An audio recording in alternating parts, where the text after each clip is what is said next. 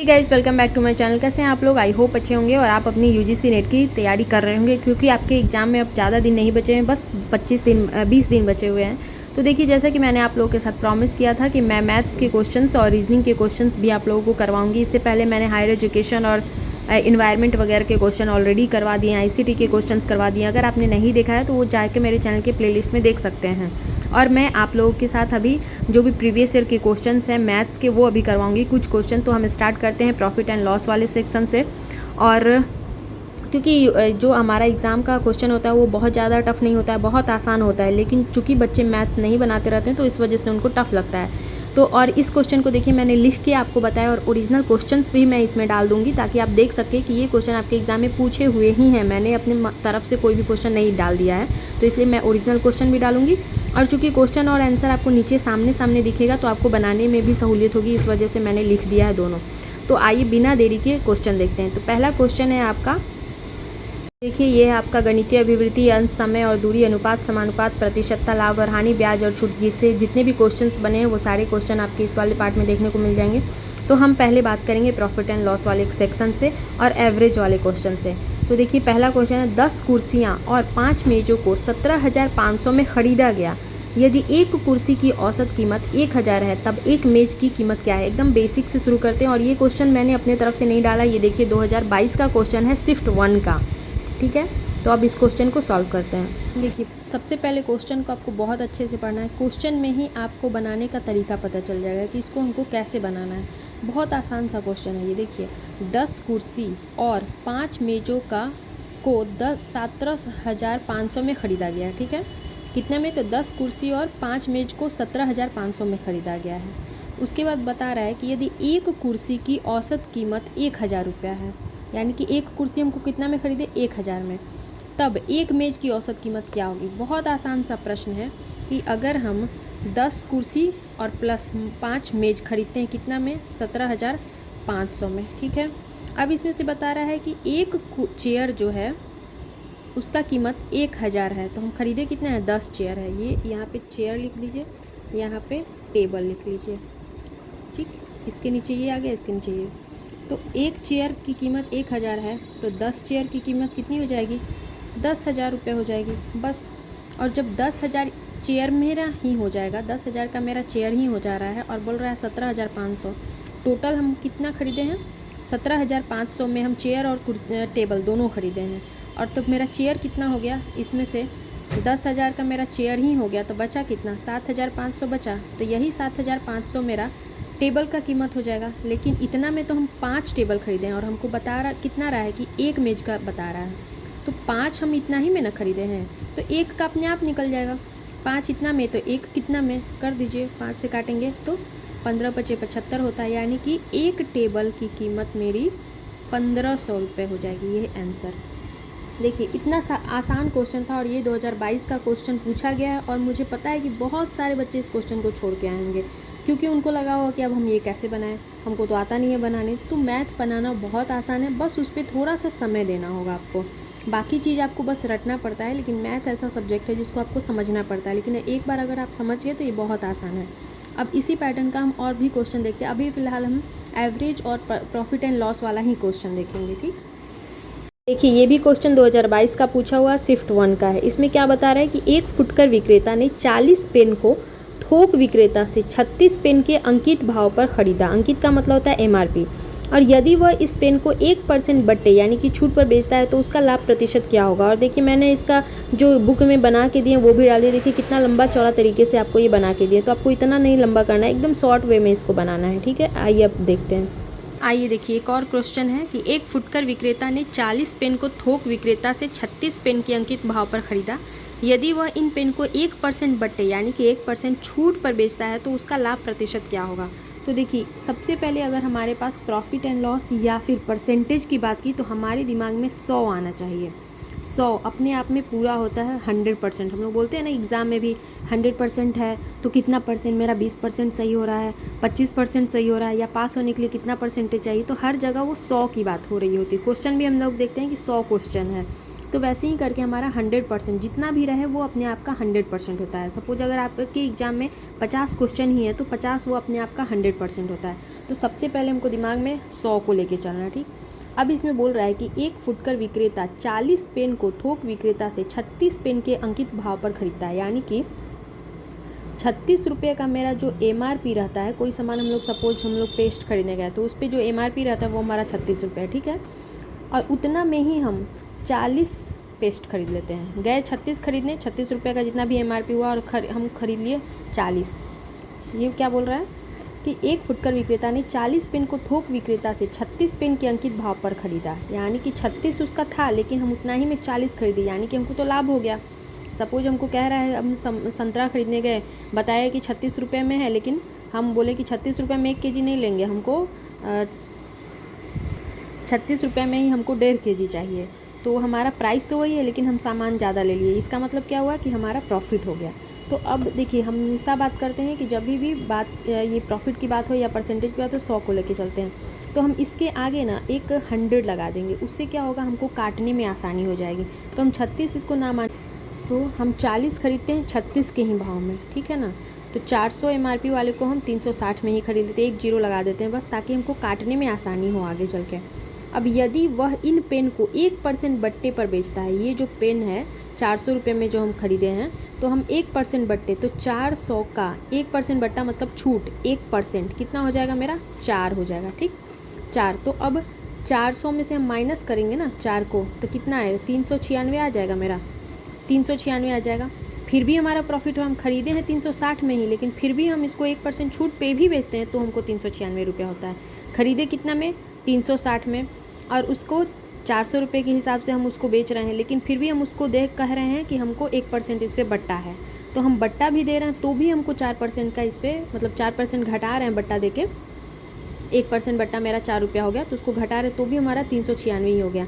तो अब 396 अब मेरा 360 में कितना का हो गया, देखिए 396 और 360, फिर भी हमको कितना 36 रुपया का फ़ायदा हो रहा है। 1% बट्टा देने के बाद भी हमको 36 का फ़ायदा हो रहा है। तो ये 36 का फ़ायदा कितना पे हो रहा है, 36 का फ़ायदा मेरा 360 पे ही हो रहा है ना। तो 100 कितना, यही 100 हमारा निकालना है। 100 कितना, 36 रुपये का जो फ़ायदा हुआ वो 360 में ही तो हुआ ना फ़ायदा। तो इसको 1 0 से 1 0 काटेंगे और 36 से 36 कटेगा, कितना 10% का मेरा प्रॉफिट हो गया। ये हमारा 10% लाभ। और क्वेश्चन है कि एक टेलीविज़न निर्माता प्रत्येक टीवी सेट को 14,400 रुपये में बेचकर 20% का लाभ कमाता है, और यदि उत्पादन लागत में 15% की वृद्धि होती है तो 15% का लाभ प्राप्त करने के लिए एक टीवी सेट का नया विक्रय मूल्य क्या होगा। फिर आइए अब इसको भी शॉर्ट में हम बनाते हैं। अब देखिए, अगला क्वेश्चन है कि एक टीवी निर्माता प्रत्येक टीवी सेट को 14,400 में बेचकर 20% का लाभ प्राप्त करता है। 14,400 में बेचकर 20% का लाभ। तो हम बताते हैं आपको कि MRP जो होता है हम अपने आप का हमेशा 100% होता है। MRP कितना होता है, वो 100% होता है। और ये क्या बोल रहा है कि 14,400 में बेचकर 20% का लाभ कमाता है।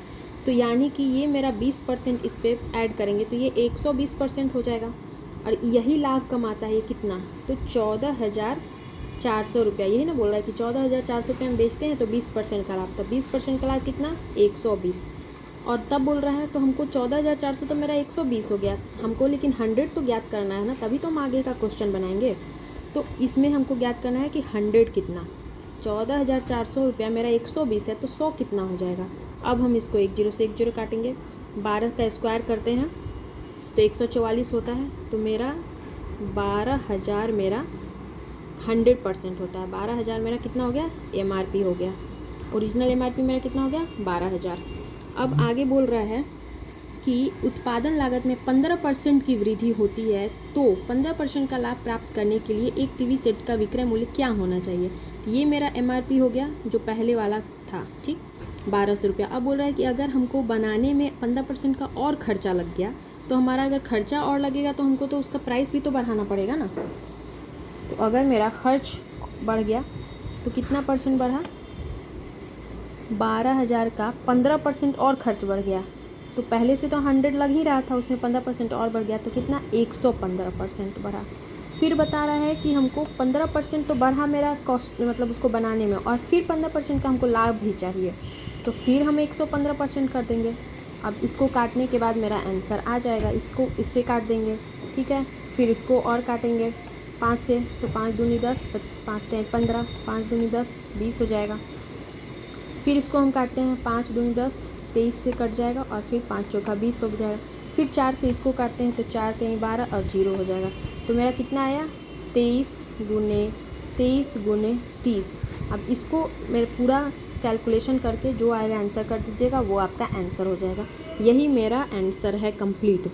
तो आप इसको बहुत लंबा चौड़ा वे में नहीं बनाना है, एक एक लाइन स्टेप बाय स्टेप। आपको अगर नहीं समझ रहा है आप फिर से मेरे से पूछिएगा, मैं आपको एक एक लाइन समझाऊंगी, अच्छे से एकदम बेसिक से समझाऊंगी। एक और क्वेश्चन है, ये भी 2022 का शिफ्ट सेकंड का क्वेश्चन है। देखिए, किसी वस्तु के विक्रय मूल्य पर 20% और 15% की दो उत्तरोत्तर छूट देने पर उसका विक्रय मूल्य 3060 रुपये हो जाता है। तो उस वस्तु का अंकित मूल्य बताना है। मतलब एक बार हम 20% का छूट दिए, फिर हम 15% का छूट दिए, उसके बाद भी हमारा जो विक्रय मूल्य है वो 3060 रुपये है। तो हमारा अंकित मूल्य क्या था? मतलब पहले कहने का मतलब है कि पहले हम 100 रुपये रखे, उसके बाद हम पहले उस पर 20% का छूट दिए, फिर हम 15% का छूट दिए, उसके बाद हमको बताना है कि अब मेरा अंकित मूल्य क्या होगा, को MRP बताना है, ठीक है। तो बोल रहा है 20% और 15%। हमेशा बोलते हैं कि जो मेरा 100% पे ही कोई सवाल बनता है, तो अब बोल रहा है 20% का हम छूट दे दिए।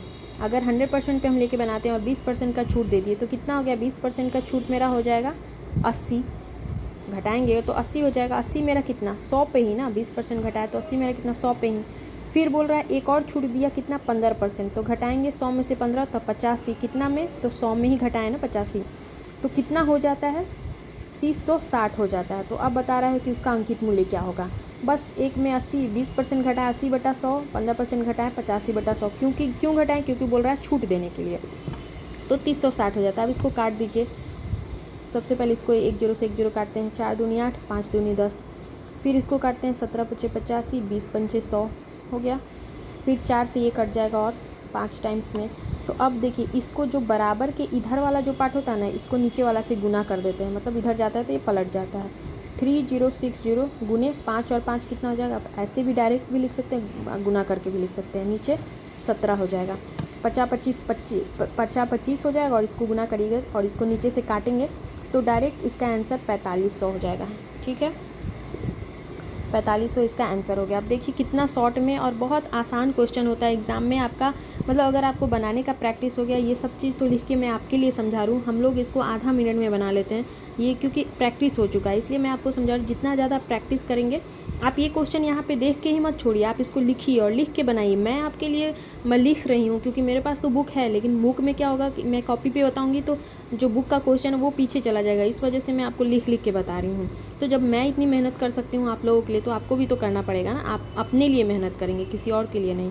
तो आप इसको लिखिए, लिख के इस क्वेश्चन को बनाइए बार बार। कहीं क्या दिक्कत हो रहा है समझने का कोशिश कीजिए। एक और क्वेश्चन है आपका, देखिए कि 30 पंखों का विक्रय मूल्य 25 पंखों के खरीद मूल्य के बराबर है और लाभ अथवा हानि प्रतिशत बताना है। मतलब बता रहा है कि 30 पंखा हम खरीदे जितना में, उतना में हम 25 पंखे के खरीद, मतलब 25 पंखा जितने में खरीदे उतना में ही हम 30 पंखा बेच रहे हैं। तो अब हमको लाभ या हानि हुआ वो बताना है। और देखिए साथ में मैंने एक्सप्लेनेशन भी इस बुक का डाल दिया है। देखिए कितना लंबा चौड़ा ये बनाया हुआ है, जबकि एकदम 1 से 2 लाइन में ये बनने वाला क्वेश्चन है। अब आइए सॉल्यूशन देखते हैं। देखिए 30 पंखों का विक्रय मूल्य 25 पंखों के खरीद मूल्य के बराबर है। मतलब हम 25 पंखा जितना में खरीद के लाए हैं उतना में ही हम 30 पंखा बेच रहे हैं। तो सामान जब भी होगा ना, तो सामान हमारा कम सामान लाएं और ज़्यादा सामान बेच रहे हैं तो हमारा हमेशा हानि हो जाएगा। पैसा अगर कम लाए हैं ज़्यादा में बेच रहे हैं तो हमारा पैसे की बात होगी तो वहाँ पे लाभ होने लगता है। और अगर सामान ज़्यादा जा रहा है हमारे पास से तो हमको हानि होगा। और हानि कब होता है? हमेशा विक्रय मूल्य पे हानि होता है। इस बात को हमेशा ध्यान रखिएगा। तो क्या बोल रहा है? 30 पंखा का विक्रय मूल्य 25 पंखों के खरीद मूल्य के बराबर है। मतलब हम कोई सामान 25 में ख़रीदे हैं जितना में, उतना ही में हम 30 सामान को बेच रहे हैं। तो हमको कितना का लॉस हो गया? 5 सामान का लॉस हो गया। अब 5 सामान का लॉस हमारा कितना पे हो गया? 30 पे, क्योंकि 30 ही में बेचे हैं ना। और हानि हमेशा लॉस विक्रय मूल्य पे होता है। तो 5 सामान का हानि हुआ हम 30 पे। तो अब बोल रहा है कि लाभ हानि प्रतिशत ज्ञात करना है। लाभ हानि प्रतिशत कितना में? 100 में होता है। 100 पे ही निकालना है ना। तो 5 छक 30 कितना हो गया? अब 100 को अगर हम 6 से काटें, 50 दूनी 100, 3 दूनी 6, इसको काटेंगे अगर हम तो 16.2/3 मेरा हानि हो जाएगा। यही मेरा आंसर। देखिए 1 लाइन का आंसर है और एग्ज़ाम में यही सब क्वेश्चन पूछते हैं। बहुत ज़्यादा लेंदी क्वेश्चन एग्जाम में नहीं पूछा जाता है। क्योंकि एग्जामिनर को भी पता होता है कि हमारे पास टाइम कम, हम अगर बच्चों को दे रहे हैं तो हम उसी हिसाब से क्वेश्चन पूछें और को इस पे मेहनत करना है और अच्छे से बार बार आप देखिए, अगर कहीं कुछ प्रॉब्लम होता है तो फिर से पूछिए, मैं फिर से बताऊंगी।